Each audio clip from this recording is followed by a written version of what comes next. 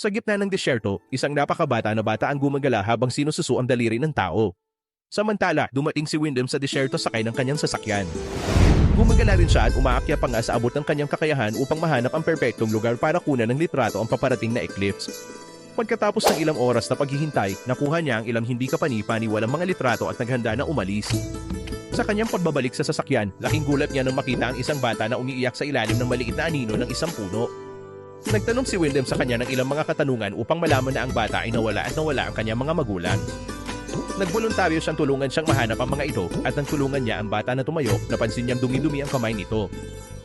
Nagsimulang maglakad ang bata sa disyerto, hindi pinapansin si Windom nang sabihin niyang dapat silang pumunta sa tapat ng kanyang sasakyan. Nagpasya si Windom na sundan siya habang patuloy siyang nagtatanong, ngunit hindi sinasagot ng bata ang alinman sa mga ito. Pagkatapos ng ilang oras na paglalakad, humingi ng soda ang bata at ibinahagi ni Windom ang kanyang bote ng tubig. Napansin niya walang serbisyo sa telepono sa lugar na ito at inakbayan niya ang bata para makabalik, ngunit pumikit ang bata at itinulak siya bago tumakbo palayo. Nang makalayo na siya, mumisi siya kay Windom at saka nagpatuloy sa pagtakbo.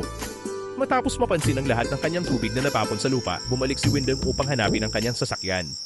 Gayunpaman, talagang nawala siya at hindi na gumagana ang kanyang telepono.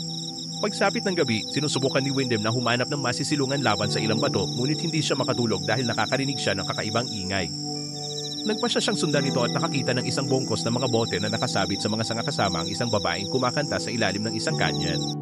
Mas malapitan ng Windom at nagulat siya nang matuklasan niya may isang buong bahay sa ibaba.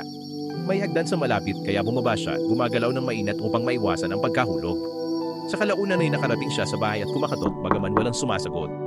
Pumasok pa rin si Windom sa loob at nahanap si Alina na nagluluto. Kapag humingi siya ng telepono, magagamit niya ng ilang direksyon, ipinaliwanag ni Alina na wala siyang telepono at nakikibahagi siya ng ilang pagkain.